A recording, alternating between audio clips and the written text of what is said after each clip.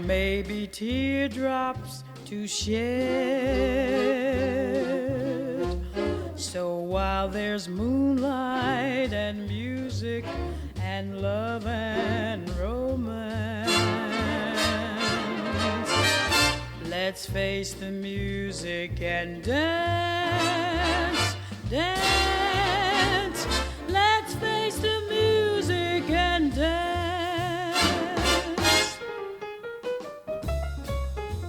Hello, I'm Ryan Breegle, and you're listening to Let's Face the Music, a podcast exploring the stories behind the standards of the Great American Songbook. There may be teardrops to shed. So while there's moonlight and music and love and romance, let's face the music and dance. Are you ready? Let's face the music. Today's song is They Can't Take That Away From Me, words by Ira Gershwin, music by George Gershwin, and performed by Louis Armstrong and Ella Fitzgerald. The way you wear your hat, the way you sip your tea, the memory of all that. No, they can't take that away from me. This is Ella Fitzgerald and Louis Armstrong performing They Can't Take That Away From Me on their 1956 album, Ella and Louis. And even though this album also features songs by Irving Berlin and Hoagy Carmichael, among others, this George and Ira Gershwin song is perhaps the album's finest moment. Some might argue it is the perfect duet for these two jazz titans. They Can't Take That Away From Me had been prominently showcased twice before, both times in major motion pictures. In fact, both times sung by Fred Astaire to his co-star and dance partner, Ginger Rogers. But for both of these cinematic presentations, something wasn't quite right, leading to creative disappointment, bitterness, and jealousy. It wasn't until this third major version of the song, performed by Ella and Louis, that everyone involved was finally satisfied. And ironically, this third attempt took almost no time at all.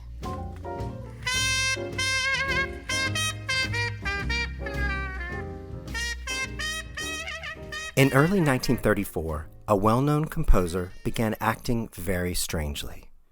He first complained of horrible headaches and dizziness. Then he started having hallucinations. He told friends he could smell burning rubber and was repeatedly overwhelmed by nausea. These symptoms continued for a few years, and then one night at a dinner party at his brother's house, the pain in his head became so great that he dropped his fork and spilled food onto his clothes. His brother's wife was very embarrassed and loudly exclaimed, "Get him out of here!" The composer was led away from the table, and he sat outside on the curb, his head in his hands, ashamed and hurting. This pain he was experiencing caused the composer to do bizarre, unexplainable things. Once while driving, he tried to push a passenger out of his moving car. Another time, he was introduced to a friend's new girlfriend, and the composer spent the entire night sitting next to the woman and rubbing her leg. Not in a sexual way, but more like someone who was desperate for comfort. His doctors were not able to determine what was wrong, so they concluded the pain was psychological. The composer's headaches became worse, soon moving into seizures, and in early July of 1937, he went into a coma. While in this comatose state, doctors were able to diagnose that he had, in fact, a very advanced brain tumor. The composer was George Gershwin, and 4 days after slipping into a coma, he died. He was 38 years old. George Gershwin's death brought to an end a 13-year streak of successful songs, Broadway shows, and film scores written with his brother Ira, beginning with 1924's Lady Be Good on Broadway and ending with 1937's score for the film Shall We Dance. George Gershwin began his music career bringing attention to other people's songs. In the early 1900s, publishers made lots of money by selling sheet music, so they needed performers to play these songs, delighting a listener enough that he or she would be convinced to buy the sheet music, so they could in turn play it on their own home piano. Young George Gershwin had a knack for making a song sound perhaps better than it really was, so at the age of 15, he began work as a song plugger. By the age of 17, he had written his own songs and finally had a few published, enticing him to leave the song-plugging world and focus entirely on composing music. His older brother Ira had shown talent for writing poetry and short stories, but it was George who thought Ira's poems could probably be turned into song lyrics. After a few slow starts, the two began putting together scores for full stage shows. Their first show as a songwriting duo was Lady Be Good in 1924, and it starred dancing sensation Fred Astaire, along with Fred's sister Adele. It was a hit show with hit songs, fascinating rhythm, and the title song among them. More successful shows followed for George and Ira, such as Strike Up the Band and Funny Face. And then in 1930, they wrote a musical called Girl Crazy, which happened to star another accomplished dancer, Ginger Rogers. And as we will soon see, both Fred Astaire and Ginger Rogers would go on to play important roles in the story of They Can't Take That Away From Me.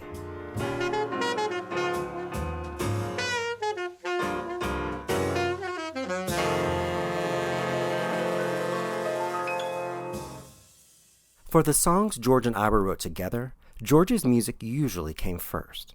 Melodies seemed to flow freely for him. He once boasted that he wrote at least 6 songs a day, just to get the bad ones out of his system. Ira preferred to write his lyrics after having the tune first, so George would share new melodies with his brother, who would work on creating verses for an exact fit. The two brothers would often sit together, George at the piano, giving Ira melodies around which to fit his lyrics. One day, George played a 4-note melody for his brother.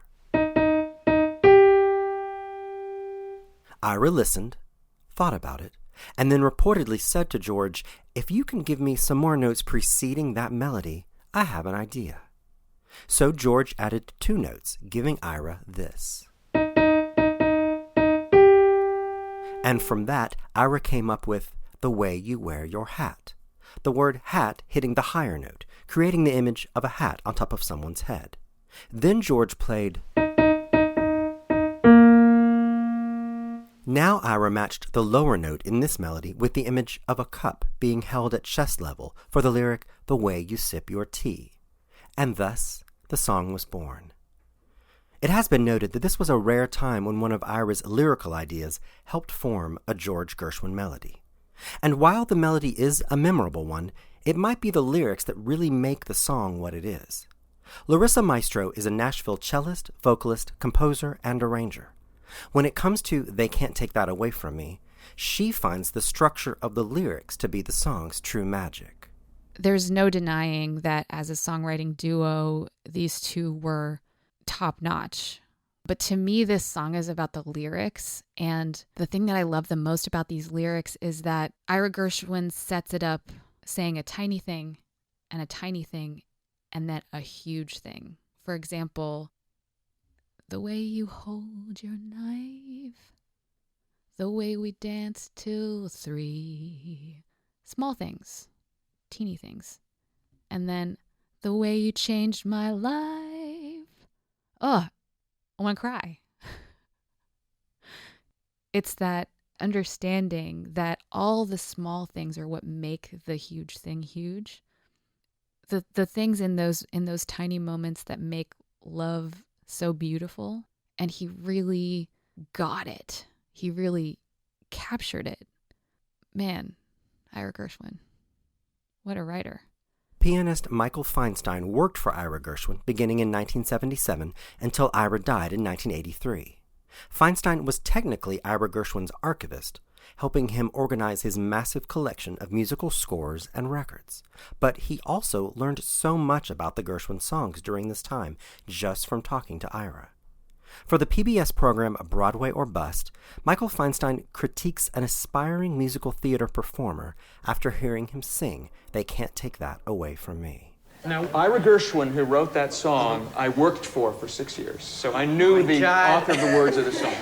And one of the things that he always told me is that the verses were as important to him as the chorus, because they tell you more dramatically about the character. Because anytime we sing a song, it's about a character. This brings up an interesting point about the verses of songs from this era. Most American standards do have verses that precede the chorus, but in popular recordings, the verses are often cut for time. So often the chorus is the only part of the song that is immortalized and cemented in the public's consciousness.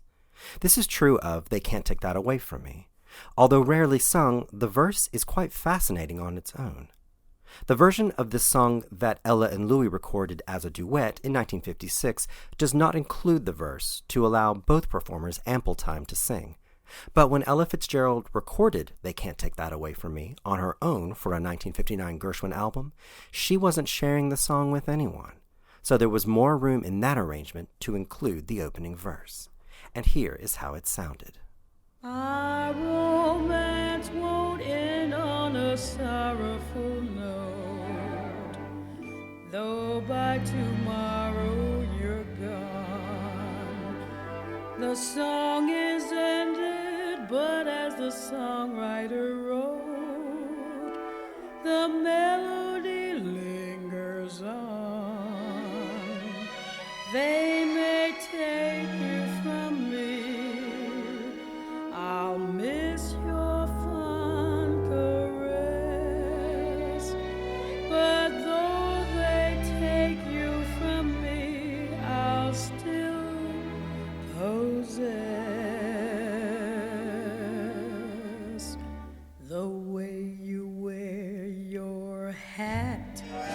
Ira's lyric there in the verse is, "The song is ended, but as the songwriter wrote, the melody lingers on." The songwriter he references is Irving Berlin, and this was Ira Gershwin giving a nod to a fellow lyricist by quoting directly from Berlin's own work, a song titled "The Song is Ended." And lucky for us, Ella Fitzgerald recorded a version of that song too.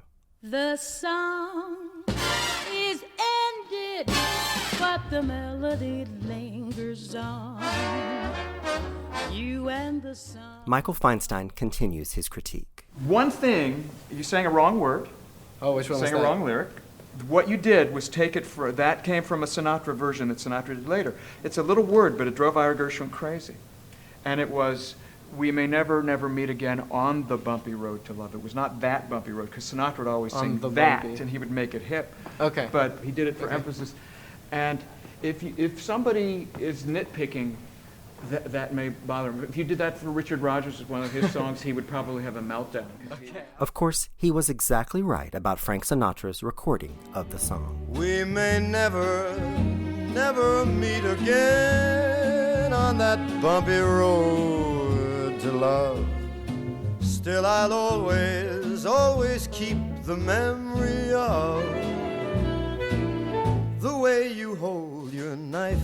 They Can't Take That Away From Me was conceived as part of a set of songs meant for the Gershwins' next project, a film called Shall We Dance? George Gershwin was a very generous man who gave to many charities, but also spent lots of money on his friends and himself. In the fall of 1936, George was in dire need of money to keep up his expensive lifestyle, so he was determined that this new film project succeed. It just had to. Aiding in the film's likely success were the two lead actors, for Shall We Dance happened to be the seventh film pairing for the Gershwins' old friends, Fred Astaire and Ginger Rogers.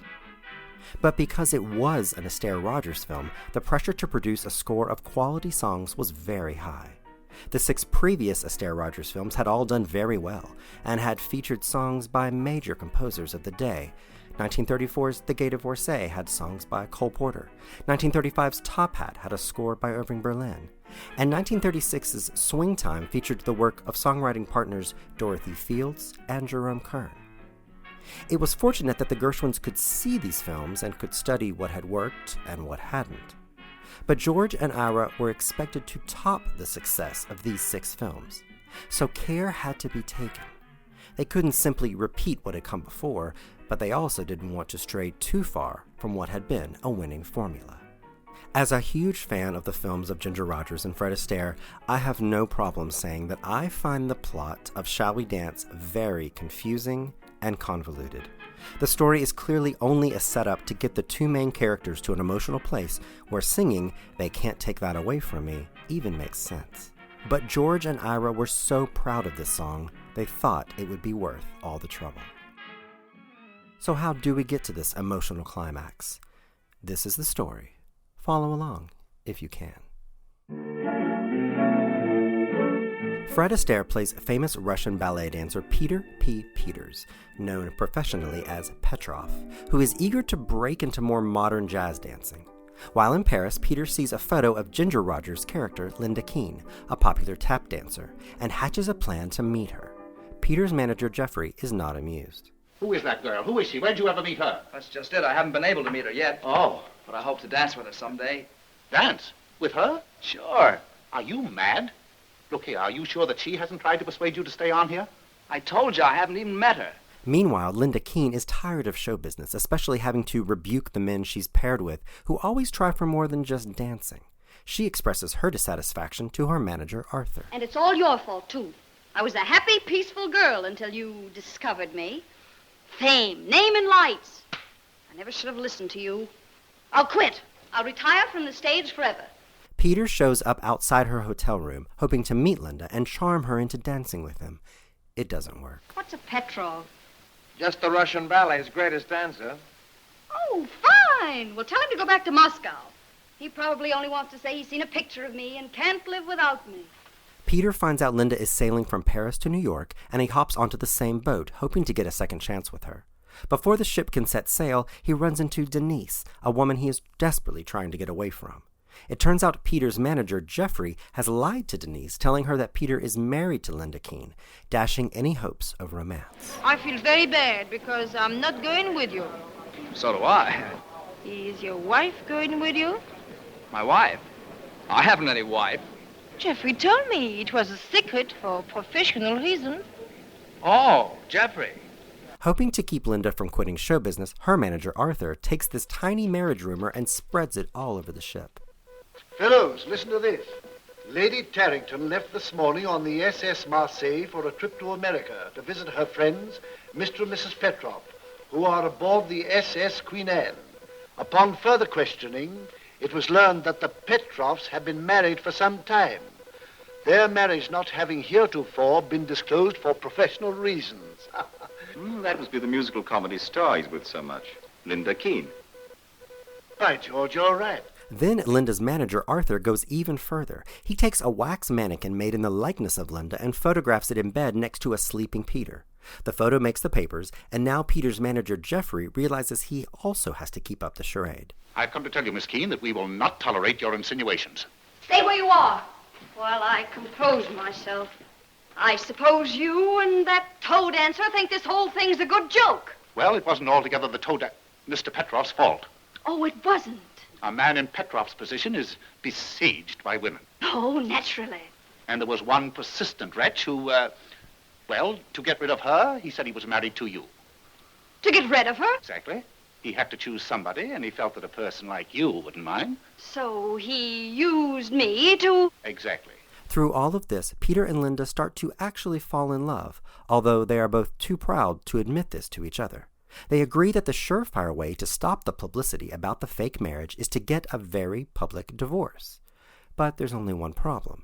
They aren't actually married. The only difference between us and other married people is that we can't even get a divorce. If I really could get a divorce from you before I married Jim, that would put a stop to all these embarrassing falsehoods. Certainly would. Peter, you've got to marry me. Why, Linda, this is so sudden. If we get married now, I could start divorce proceedings in the morning. They sail to New Jersey, where they are married on the spot. On the boat back, they nearly admit to each other that they don't really want this fake relationship to end. Well, tomorrow we'll be all straightened out. You'll be on your way, and I'll be on my way. Where? Well, I've got to get back to being a bachelor again. Sort of catch up with my usual gay life. Forget all this. I hope you enjoy your gaiety.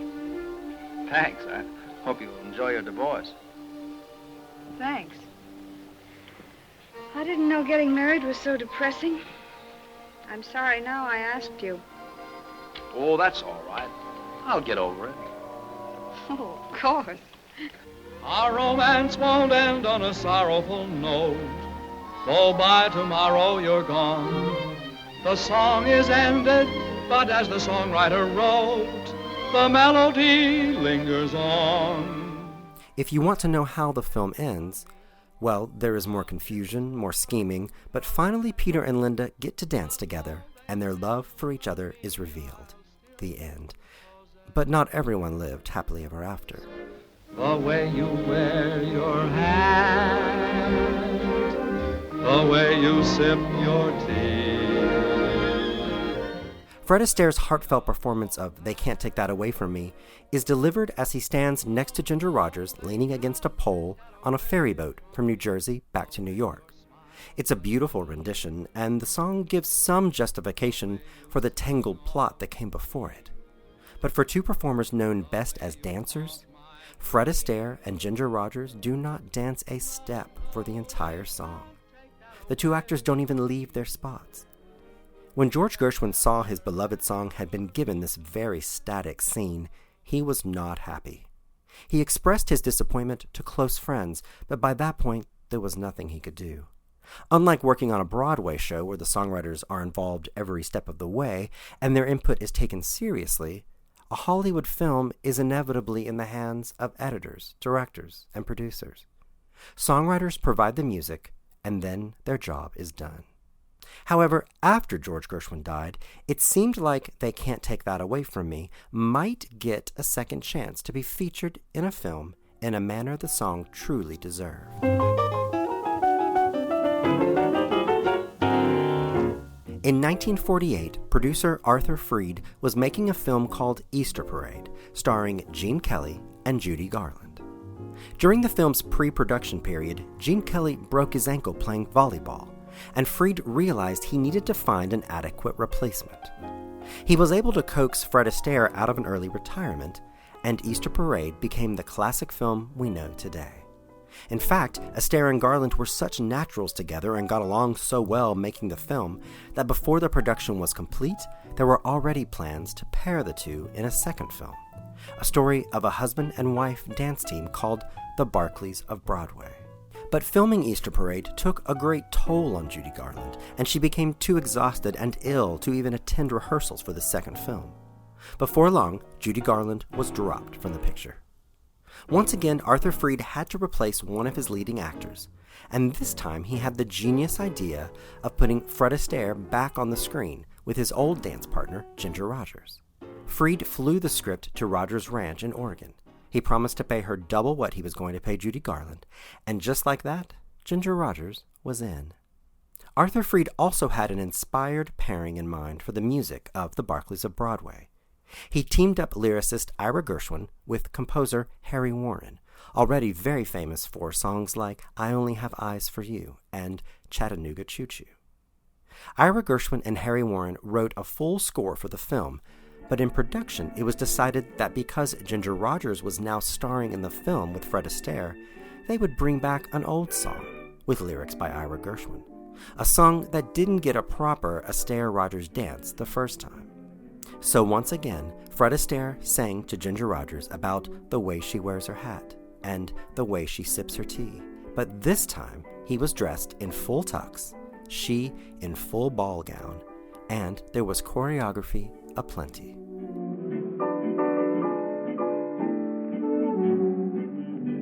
So thanks to Gene Kelly's broken ankle and Judy Garland's poor health, They Can't Take That Away From Me finally got the Astaire-Rogers dance treatment that George Gershwin always wanted, and audiences loved it.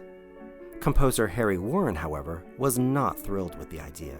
He was finally getting to write a score of songs with Ira Gershwin, and the song that received the most attention was one he had nothing to do with. Jealous and bitter from the experience, Harry Warren would never work with Ira Gershwin again.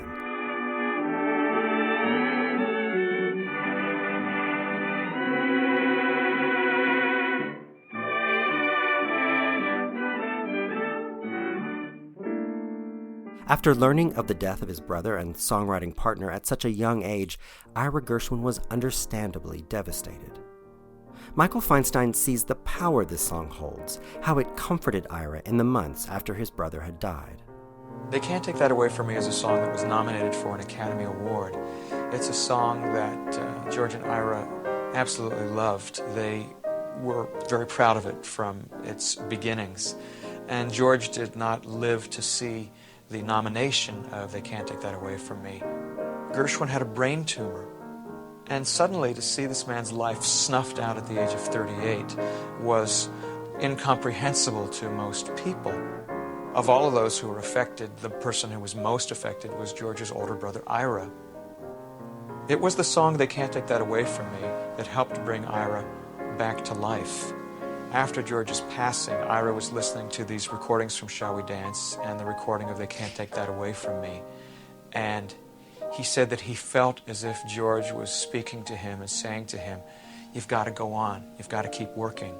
And Ira said that that was the first time that he felt that he might be able to continue on in the world. While the song is obviously about romantic love, Ira Gershwin couldn't ignore the fact that death had taken his brother away from him. But what death could not take were all the memories of growing up with George and then writing songs with George. Those were Ira's to keep forever. It is a shame that such a beautiful and poignant song like They Can't Take That Away From Me was given two large-scale attempts at really shining, but both times the songwriters involved in the project were left angry and dissatisfied. But in 1956, there was a man who had an idea about how to give this song another chance at being heard in the manner it deserved. His idea was for two very famous jazz singers with two very different voices to record it. The man's name was Norman Granz. A white Los Angeles native and the son of two Jewish immigrants, the most important things to Norman Granz were racial equality and jazz.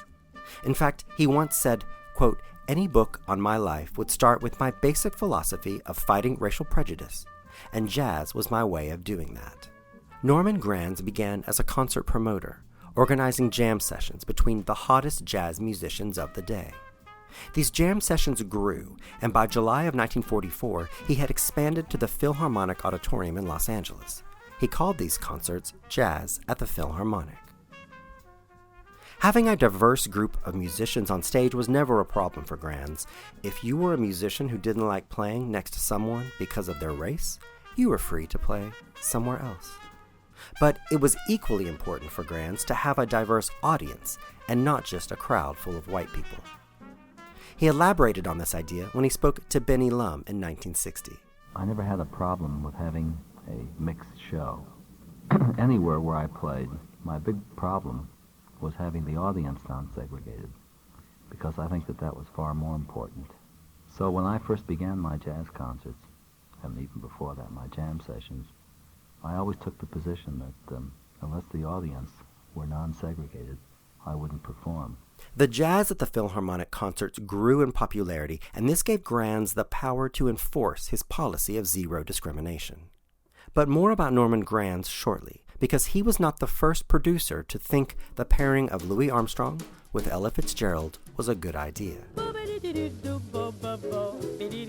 In 1946, vocalist and trumpeter Louis Armstrong was already a legend. Vocalist Ella Fitzgerald was a rising star, and both were signed to Decca Records. Also at Decca Records, producer Milt Gabler, who you may remember as the man who took a chance releasing Billie Holiday's recording of Strange Fruit in 1939. Gabler was ready to take another chance, and he booked this young singer with the voice of satin, Ella Fitzgerald, in a recording studio with the beloved jazz man whose voice some have described as sackcloth, Louis Armstrong. The contrast in their voices and their immediate rapport in the studio worked magic. Their first single together was a song written by Freddie James and Larry Stock called You Won't Be Satisfied Until You Break My Heart. You're only happy tearing all my dreams apart. Oh, you won't be satisfied until you break my heart. No, you won't be satisfied until you break my heart. You never satisfied until the teardrops start. You might wonder why a seasoned performer like Louis Armstrong would agree to work with a relative newcomer like Ella Fitzgerald. It could be that he knew his career wouldn't hurt from dipping into a younger listener base. But it's more likely that Louis Armstrong heard what most of us hear when Ella Fitzgerald sings. When Larissa Maestro was in high school and taking jazz voice lessons, her teacher asked who her favorite jazz singer was. Larissa immediately replied, Ella Fitzgerald. But Larissa couldn't put into words why she had chosen that singer. And she told me, okay, go home and listen to Ella Fitzgerald and tell me why she's your favorite. So I did, and I realize now what an incredible lesson that is and how much I've learned about myself as a singer and a musician, just from thinking about who do I love to listen to and really exploring why. And for me, Ella is a perfect singer. Her intonation is perfect. Her diction is perfect. Her rhythm is perfect. Milt Gabler thought it might be interesting to contrast this voice of perfection with a voice of another sort. And then you pair her with someone like Louis Armstrong, who basically in a lot of ways invented scat singing, which Ella became known for. Contrast her with this voice that is in a lot of ways technically imperfect. His tone is gravelly. He talks into singing sometimes, but it is pure joy the way that he performs. So this contrast of this pitch perfect tone with this free way of being, it's just this amazing yin and yang locked together perfectly. Ella and Louis would go on to record 5 more singles sporadically over the next 8 years. When they first recorded in 1946, Louis Armstrong was 45 years old and had been in the business almost 30 years. Ella Fitzgerald was 29 years old and had been singing barely more than a decade. But even with Louis's long career and years of experience, there was never a question of, can Ella keep up? Of course she could. She was an expert at improvisation. So she was creating while she was also interpreting, and that is amazing. And she did it better than, I would say, most jazz instrumentalists.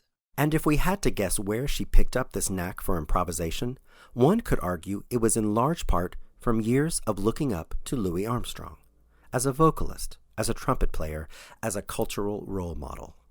But how did these two performers find themselves working together again? Norman Granz became Ella Fitzgerald's manager in the mid-1940s, and by 1956, he thought it was the right time to start his own record label, mainly to showcase Ella Fitzgerald. The label was Verve Records. Louis Armstrong's own recording contract with Columbia Records ended in 1956, and his manager arranged a short-term deal with Norman Granz for Louis to join Verve. Now, with both performers on his very own label, Norman Granz had a big idea, as he relayed on NPR. My idea was to record 2 of them as much as I could, because I had all kinds of ideas for utilizing Louis with Ella. And so we did some good standards together. To bring his idea to fruition, and to make sure Ella and Louis were in the same place at the same time, Granz booked both performers to play a Jazz at the Philharmonic concert held at the Hollywood Bowl on August 15th, 1956. The following day, he got them into Capitol Studios. And what happened next happened very quickly. 11 songs, 1 day of recording. Larissa Maestro explains why it had to be such a quick session. All of this first album of duets that they did was recorded in a single day because they both had incredibly busy touring schedules. So they had to just get in, get it done, which is bonkers. That rarely happens anymore. People spend years and years and years making albums. This was just, they chose some songs and wrote some charts and just went in and played them. It's a testament also to how much they were working and how second nature it was for them to just walk in and make something happen. It is reported that Ella was thrilled to be working with Louis again, and this time for a full album. She allowed him to choose the songs they would record, and she sang the songs in the keys that Louis preferred, even if they weren't the best keys for her. The backing band was the Oscar Peterson Trio, so this meant Ella had to spend the entire session with someone from her romantic past. Fun fact, Ella Fitzgerald was married to the bassist Ray Brown. The bassist on these recordings is her ex-husband. They remained very close friends. Yes, even being forced to spend the day with her ex-husband wasn't going to dampen Ella's spirits. The sessions seemed to be a good time for everyone involved, and they all had great respect and affection for the man who had brought them together, Norman Granz. Louis Armstrong even gives Granz an off-the-cuff shout-out on the lively recording of the song Stompin' at the Savoy. Don't grab your throat now. Don't grab my throat either. Hey, Norman Granz, say one more. He must be looking at Lila after. In Norman Granz, Ella and Louis found a kindred spirit, a white man at that, who was as passionate as they were about breaking down the walls of normalized racism in the music business. Both of them were in positions at the time in which they were doing their best to desegregate their industry, desegregate the audiences that they were playing for. Louis Armstrong famously boycotted performing in his hometown of New Orleans because audiences were segregated there. And here you have an album where every musician on the album is black, and they're performing pop songs, basically, all written by white people. And the musicianship and the excellence on this recording is undeniable. It was an important step to desegregation within the music industry at the time. Musician Tom Maxwell has written, quote, "It was perhaps more of a cultural leap that two black performers could be considered the best interpreters of white show tunes, desegregating American popular culture in just 11 songs." The way your smile just beams, the way you sing off key. They Can't Take That Away From Me was recorded on August 16, 1956, at Capitol Studios in Hollywood, produced by Norman Granz. Backing Ella and Louis is the Oscar Peterson Trio, consisting of Oscar Peterson on piano, Ray Brown on bass, and Herb Ellis on guitar. Playing drums for the session was Buddy Rich. Still I'll always, always keep the memory of. They Can't Take That Away From Me and the 10 other songs they recorded that day became the 1956 Verve album, simply titled Ella and Louis. Ella Fitzgerald and Louis Armstrong would record another album of standards in 1957, cleverly titled Ella and Louis Again. And then in 1958, the pair recorded a final album, this time selections from the Gershwin opera Porgy and Bess. Both Ella and Louis would look back at the music they made together with fondness. Every chance she got, Ella spoke out about her respect for Louis' style and his efforts to spread the sound of jazz all over the world. This is a view she held many years after working with him, as she details in a 1971 interview with Bill McNeil. Looking back over the whole history of American popular music, who are the great figures that stand out in your mind? I think, as far as American music, I think one of our greatest men as far as making American music popular, I would have to say Louis Armstrong, because I have traveled overseas, and to me, he is like an ambassador. And no matter where we have played, everybody knows Louis Armstrong. And they understand what he sings, and he has done so much, I feel, for American music. And in 1968, when Louis Armstrong appeared on the long-running BBC radio show Desert Island Discs, one of the records he chose to bring on his imaginary desert island was their version of a song from Porgy and Bess. Well, back to records. What's the next one? Well, here's a record that Ella and I made. I like very much. Ella Fitzgerald. Yeah, Porgy and Bess. Now, it's one here we do together. Which one? That Bess, you is my woman now.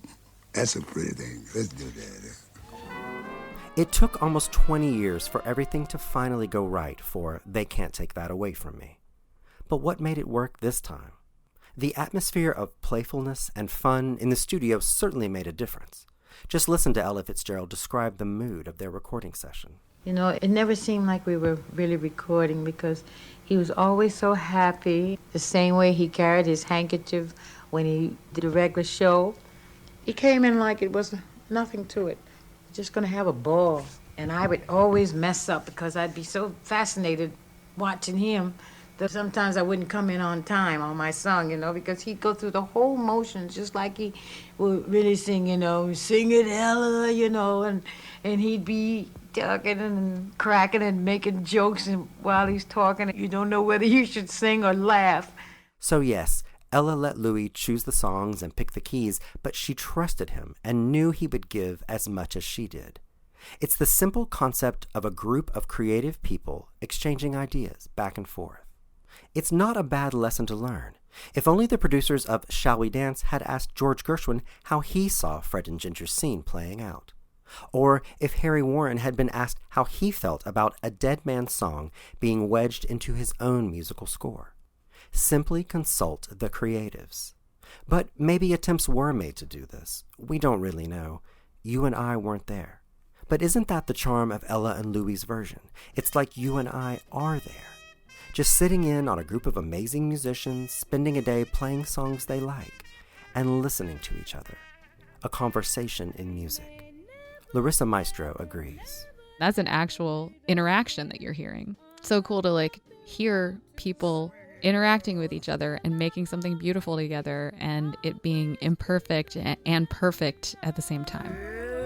The way you hold tonight, the way we dance till 3, the way you changed my life. No, they can't take that away from me. No, they can't take that away from me. Will you repeat that again, dearie, please? No, they can't take that away from me.